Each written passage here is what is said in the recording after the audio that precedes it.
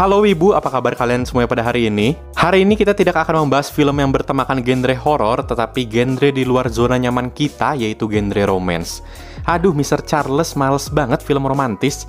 Tapi tenang saja, saya juga bukan penikmat film romantis, malah bisa dikatakan lumayan anti, karena film romance biasanya alur ceritanya itu-itu saja, kalau bukan seorang pria yang kaya raya suka dengan perempuan yang biasa-biasa saja, atau malah sebaliknya, perempuan yang super kaya suka dengan pria yang biasa-biasa saja.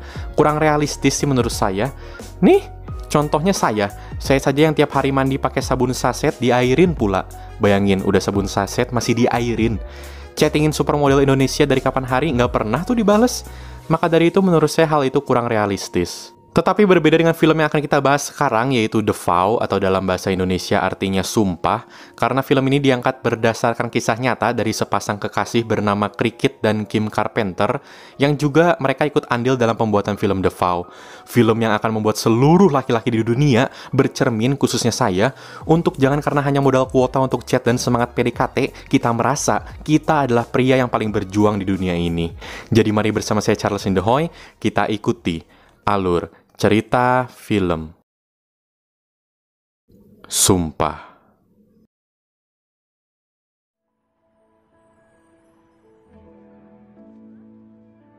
Film akan dibuka dengan adegan yang sangat romantis di mana sepasang sejoli baru selesai menonton dari bioskop yang pastinya membuat Anda dan saya pasti iri. Si laki-laki bernama Leo dan si perempuan bernama Pak IG yang dibaca Paige, mereka sedang menuju ke rumah di kondisi cuaca yang sangat bersalju. Dan di saat lampu merah, tiba-tiba mobil mereka ditabrak sangat keras oleh sebuah truk dikarenakan truk itu gagal ngerem karena kondisi jalan yang sangat licin, yang seketika membuat mereka pingsan sampai-sampai Paige terpental dari dalam mobil. Mereka pun dibawa ke rumah sakit oleh orang di jalan yang mengharuskan mereka untuk dioperasi darurat saat itu juga.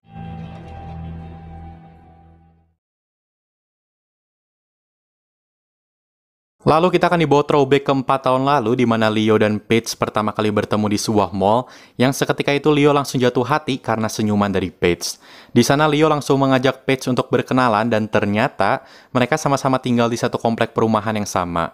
Leo pun mengajak Paige untuk jalan-jalan di sebuah kafe sambil minum cantik dan makan coklat bersama-sama, dan itulah kelebihan dari orang yang punya good looking.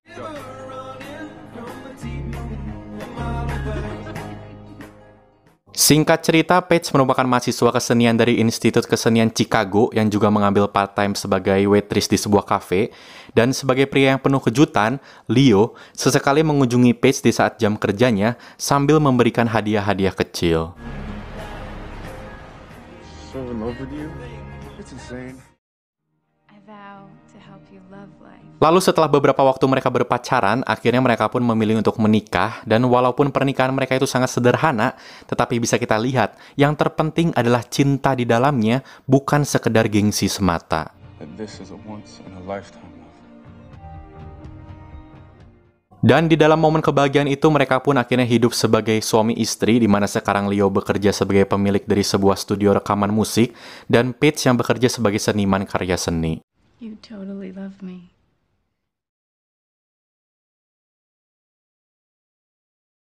Di masa sekarang, Leo yang telah sadar di rumah sakit diberitahu oleh dokter bahwa Paige mengalami pendarahan di otak yang cukup parah, di mana Paige akan mengalami koma yang cukup lama karena trauma yang terjadi di otaknya. Our minds over and over again.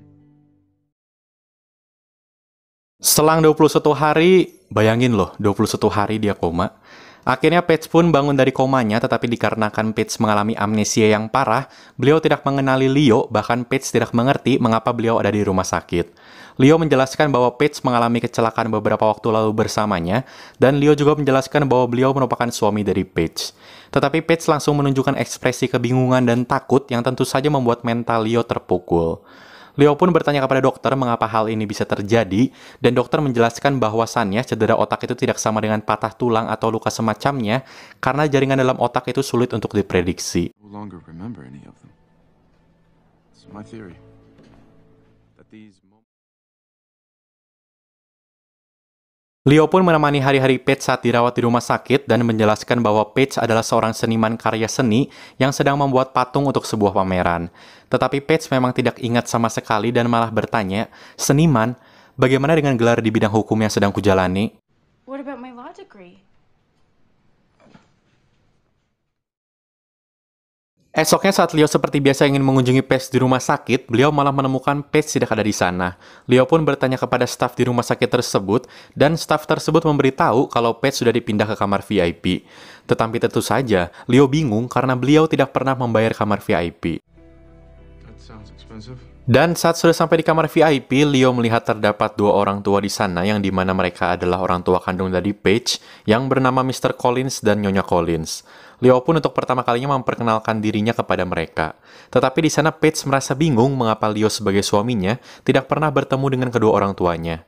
Orang tua Paige pun seketika marah kepada Leo mengapa beliau tidak memberitahu tentang kabar anaknya, sampai-sampai mereka mendapat kabar anaknya dirawat di rumah sakit dari orang lain. All I need is for everyone to just stop bickering. Di kafetaria rumah sakit, Paige bertanya kepada Leo mengapa Leo tidak mengenal orang tuanya.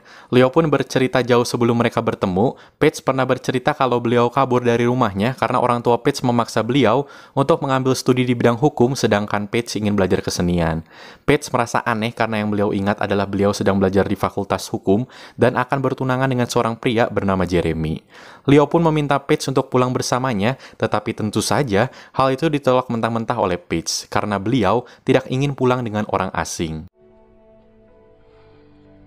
Di kamar saat Paige dan orang tuanya siap untuk pulang, Leo yang bermental baja pun datang dan memberikan bukti berupa rekaman suara saat Paige menelpon Leo dulu. Orang tua Paige pun mengatakan bahwa itu bukanlah hal yang baik untuk Paige, tetapi Leo langsung berkata bahwa beliau akan merawat Paige dengan baik. Come home with me. Come home with me. I married him. It must have been for some reason. Great. Sesampainya di rumah mereka, Paige dikejutkan dengan teman-teman Leo yang akan merayakan kepulangan Paige dari rumah sakit, tetapi Paige merasa sangat kikuk karena tidak mengenal satupun dari mereka. Paige pun mengalami serangan panik yang membuat pesta kecil itu harus berhenti lebih cepat. Sorry it ended early. Leo pun meminta maaf karena tindakannya mungkin terlalu berlebihan dan Paige pun mengatakan sebenarnya yang berlebihan itu adalah Paige sendiri yang malah ikut pulang dengan orang yang asing bagi dirinya. Beliau pun dengan berat hati meminta waktu untuk berdiam diri.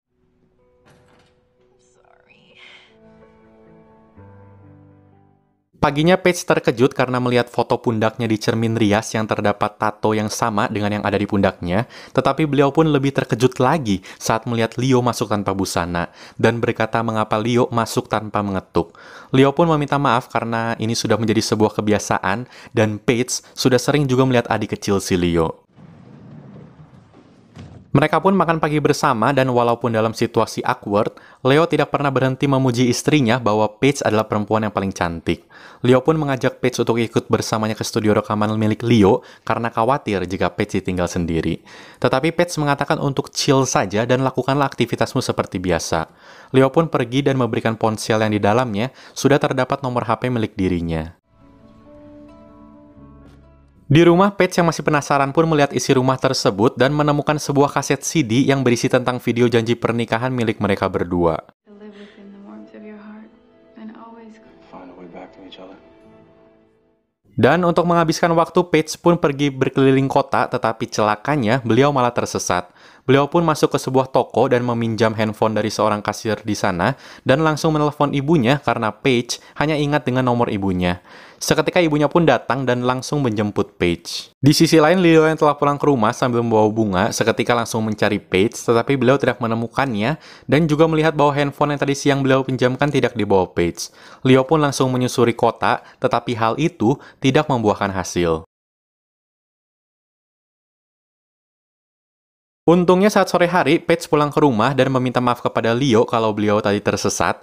Leo berkata mengapa Paige tidak menelponnya, dan Paige pun menjawab kalau beliau tidak ingat nomor handphone Leo. Paige pun langsung berkata bahwa orang tuanya mengajak Leo untuk makan malam di rumahnya, dan dengan berat hati, Leo pun menerima ajakan itu.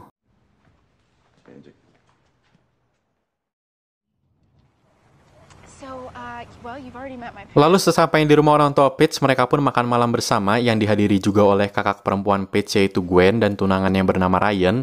Dan di situasi makan malam yang sangat awkward tersebut, Tuan Collins bertanya kepada Leo apakah pekerjaan orang tuanya. Leo menjawab bahwasannya orang tua beliau sudah meninggal sejak lama dan Leo hanya memiliki Paige sebagai satu-satunya keluarga beliau. Dan lagi, Nyonya Collins bertanya apa pekerjaanmu Leo? Leo menjawab beliau memiliki sebuah studio rekaman musik. Ryan pun langsung berkata apakah bisnis itu terkesan kuno, kampret gak?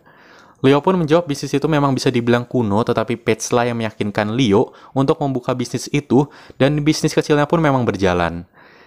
Gila gak? Gila sih ini momen ketemu keluarga yang bikin males. Gila kalau saya kayak gitu, males banget saya keluar langsung. Enggak sih. Wow. Malamnya setelah makan keluarga, mereka berempat pergi ke sebuah bar karena Paige ingin bertemu dengan teman-teman gosipnya saat beliau SMA dulu, yang tentu saja hal itu membuat Leo mending main PUBG di rumah. Dan saat reuni tersebut, tiba-tiba terdapat seorang pria bernama Jeremy yang seketika langsung menyapa Paige. Beliau merupakan CEO dari sebuah perusahaan besar dan merupakan mantan tunangan Paige dulu yang direstui oleh orang tua Paige. Leo. Hi. Paige's husband. Hi. Oh, you're curling your hair and it's coming off like Esoknya di tempat kerja, Leo curhat dengan rekan kerjanya yang bernama Lily. Leo bertanya kepada Lily bahwa bagaimana caranya Paige bisa ingat kalau Paige mencintai dirinya, padahal Paige saja lupa kalau beliau pernah mengenal Leo.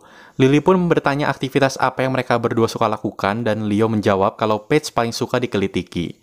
Lily pun menyarankan untuk Leo melakukan hal itu, walaupun hal itu terdengar agak fetis bagi Lily. Seriously. Yeah, what do you have to lose? Di lain tempat, Paige terlihat sedang mengunjungi sebuah gedung perusahaan, dan yes, perusahaan itu adalah perusahaan milik Jeremy. Karena memang ingatan yang hilang dari ingatan Paige itu momen 5 tahun terakhir, dan beliau hanya ingat kalau beliau sedang menjalin hubungan dengan Jeremy. Paige pun bertanya apa yang terjadi di antara mereka berdua, dan mengapa mereka bisa berpisah. Jeremy pun menjawab kalau Paige tiba-tiba berubah dan meninggalkan studi hukumnya, bahkan mencampakkan dirinya saat sudah mau pranikah. Paige pun meminta maaf sambil memeluk Jeremy, dan lagi, sialnya mereka malah berciuman. Just doesn't feel right. Malamnya di rumah, Paige sedang mengumpulkan foto-foto milik dirinya dan foto-foto milik Leo, dan menaruh kumpulan foto itu di atas meja. Paige berusaha untuk mengingat siapa saja orang di foto tersebut, tetapi yang beliau ingat hanya orang-orang di foto milik dirinya. Sedangkan beliau sama sekali tidak ingat satupun orang di foto milik Leo.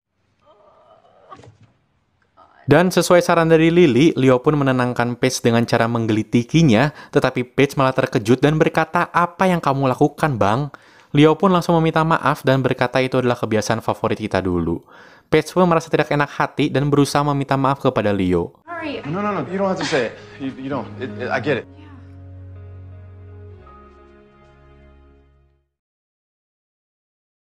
Esok paginya, Paige menghampiri Leo dan meminta Leo untuk mengantar dirinya ke tempat kerja Paige dulu, dan dengan senang hati, Leo mengantar Paige ke galeri seni tempat beliau bekerja dulu, dan menjelaskan bahwa Paige selalu terlihat gembira saat bekerja di sini.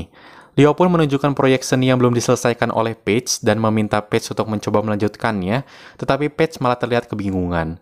Leo pun memutar musik kesukaan Paige dan meminta Paige setidaknya untuk mencoba dulu, tetapi Paige malah marah-marah dan berteriak kepada Leo dan menyuruh Leo untuk mematikan musik tersebut. Ikutan marah kan saya? I'm trying to help you, but I'm not your punching bag. Leo pun berkata bahwa kita tidak pernah membentak satu sama lain dan juga mengatakan semua ini juga berat bagiku, Paige. Beliau pun seketika keluar dari galeri tersebut. This is hard for me too, Paige.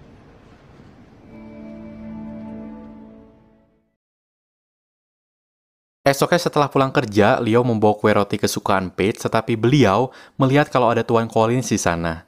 Paige menjelaskan bahwa untuk sementara beliau akan tinggal di rumah orang tuanya untuk membantu mempersiapkan acara nikah kakaknya, yaitu Gwen. Paige berkata kalau beliau hanya tinggal di rumah orang tuanya sampai acara pernikahan itu selesai. Dan dengan berat hati, Leo mengiyakannya dan berkata, "Tetapi berhati-hatilah." Paige pun tertawa dan berkata, "Aku tinggal bersama keluargaku, tidak ada yang perlu dikhawatirkan." Leo pun meminta kepada Paige setidaknya berikanlah dirinya pelukan.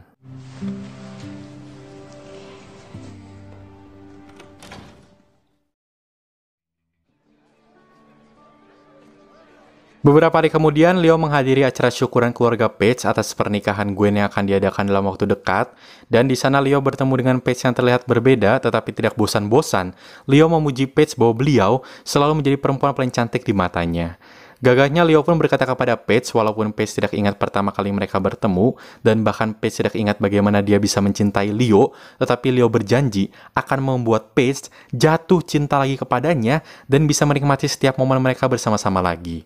Lalu beliau pun mengajak Paige untuk berkencan layaknya pasangan yang baru bertemu. Kelas banget Bang Leo. Dan Paige pun menerima ajakan kencan tersebut. A date. Malamnya Leo menjemput Paige di rumahnya dan mengajak Paige untuk jalan-jalan berdua. Mereka pun berhenti di sebuah tempat, yaitu sebuah jalan sepi. Paige pun bertanya, haruskah kita keluar sekarang? Leo menjawab tidak dan menunjukkan kalau di sebelah itu adalah sebuah mall tempat mereka pertama kali bertemu. Leo pun mengajak Paige ke sebuah warung Tegal untuk makan malam, dan ya, Paige sangat suka sekali makanan di sana. Leo pun menjelaskan bahwa tempat ini adalah tempat paling favorit mereka dan mereka selalu mengunjungi tempat tersebut setiap musim salju. Lalu tempat terakhir, Leo mengajak Paige ke sebuah danau yang sangat dingin, di mana beliau menjelaskan setiap sebulan sekali pada malam hari, mereka akan selalu berenang di danau tersebut. Dan Paige pun mengiyakannya. Wetsuits, right?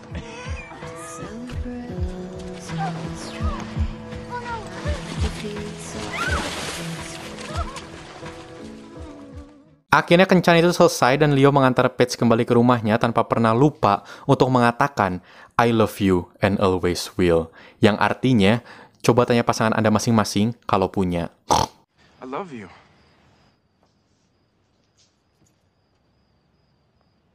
Di dalam rumah, Gwen yang ternyata belum tidur bertanya kepada Paige dari mana saja dia, dan Paige menjawab beliau baru saja berkencan dengan Leo. Gwen langsung tersenyum dan mengatakan bahwa dia sangat menyukai Leo karena Leo adalah pria yang baik. Paige pun langsung menangis dan berkata kepada Gwen bahwasannya beliau semakin tidak tahu dirinya itu siapa. Esoknya, Paige yang sedang ngobrol dengan kedua orang tuanya tiba-tiba dikejutkan oleh sebuah formulir pendaftaran yang diberikan oleh ayahnya. Ayahnya menjelaskan bahwa beliau telah mendaftarkan Paige untuk kembali melanjutkan studi hukumnya. I feel like I'm getting a free do-over in life.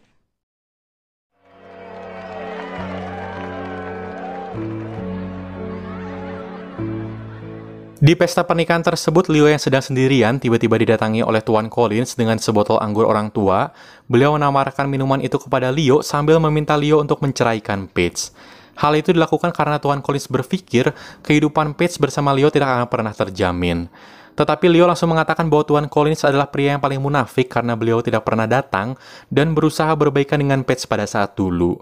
Lalu Leo pun meninggalkan Tuan Collins sambil mengatakan dasar pengecut.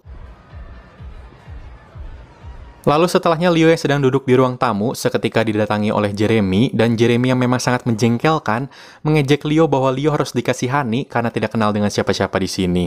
Jeremy pun mengatakan bahwa dia dan Paige telah bercinta beberapa hari yang lalu. Seketika Leo dan saya pun emosi yang membuat Leo langsung memukul Jeremy tepat di congornya.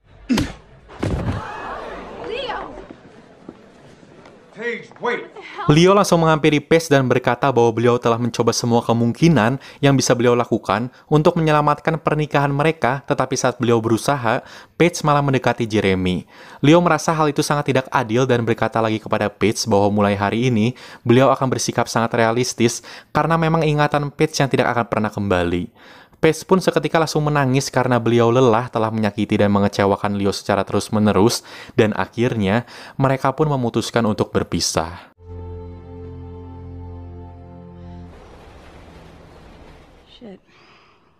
You're here, not there. It's over. I give up. She doesn't love me.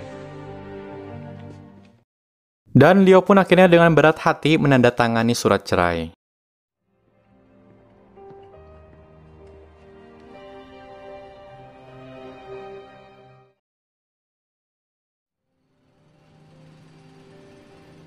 Suatu hari di sebuah toko bunga, Paige bertemu dengan teman SMA-nya bernama Dian Chen yang tadi kita lihat di awal film. Di sana Dian tidak tahu mengenai amnesia yang dialami oleh Paige.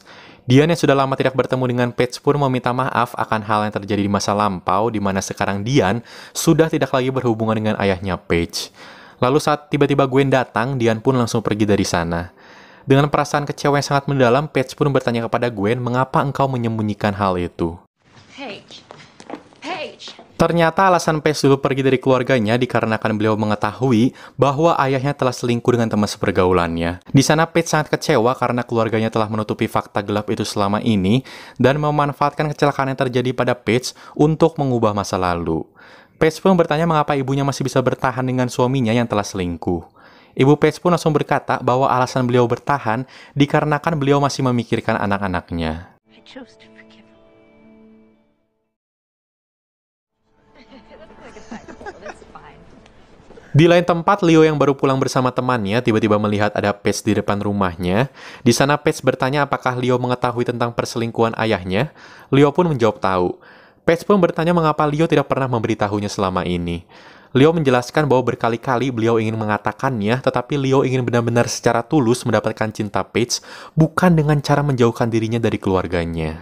Gentle banget memang. I just don't think I can afford to lose them right now. So don't.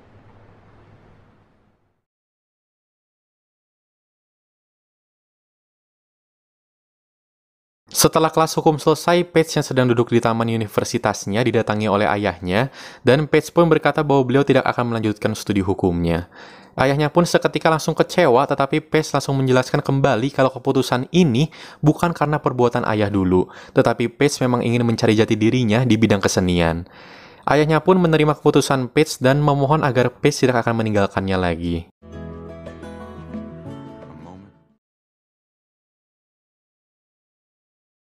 Beberapa bulan setelahnya saat musim salju turun, seperti biasa Leo pergi mengunjungi kafe favoritnya, tetapi ternyata kafe tersebut tutup. Dan ternyata di belakang Leo terdapat seorang wanita yang telah menunggunya dan orang itu adalah Paige.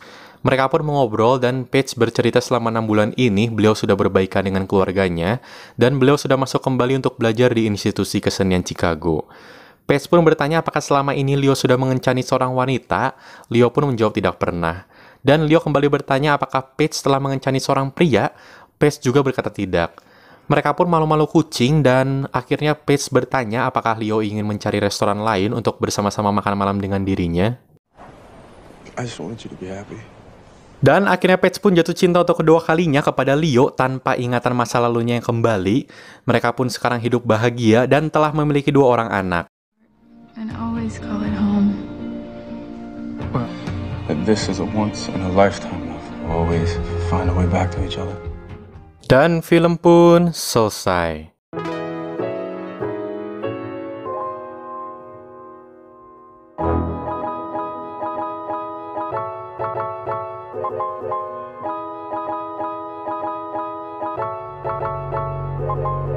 Menurut saya tidak terlalu banyak yang bisa dibahas di film ini karena memang filmnya bisa dikatakan sangat bagus dan diangkat dari kisah nyata.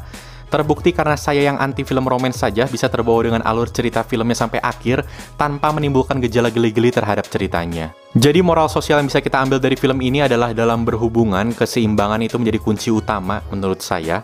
Dan dalam hubungan itu bukan tentang bermain peran siapa yang melayani dan dilayani, tetapi pria dan wanita harus sama-sama memberikan 50-50 biar hubungan itu bisa seimbang. Tetapi terkadang kehidupan ini tidak semulus itu, kerop-keropi. Kadang pria bisa saja ada di fase 20% dalam hidupnya, dan di sanalah peran wanita untuk memberikan 80%. Tetapi bisa juga wanita yang ada di dalam kondisi 20%, dan di sanalah kita sebagai pria harus memberikan 80%. Karena dalam hubungan itu keduanya harus berjuang bersama-sama, bukan cuma salah satu pihak aja. Ngomong apa ya saya barusan? Padahal tangan aja udah banyak sarang laba-laba, saking lamanya nggak digandeng. Lalu saya mengutip quotes juga dari guru spiritual asmara saya, yaitu Patrick Star, yang berbunyi, "Jadilah pria yang tidak akan rela membuat pasanganmu hidup susah, dan jadilah wanita yang tidak akan menyusahkan pasanganmu." Itu. Tahukah Anda di dalam tubuh manusia terdapat 350 macam sendi, tetapi ada satu sendi yang menyakitkan, yaitu sendirian. Sekian video saya pada hari ini, dan saya Charles Indahoy, bersama seluruh kesepian dan gundah gulana dalam hatiku mengucapkan terima kasih, dan sampai jumpa di video selanjutnya, kalau masih ada yang mau nonton.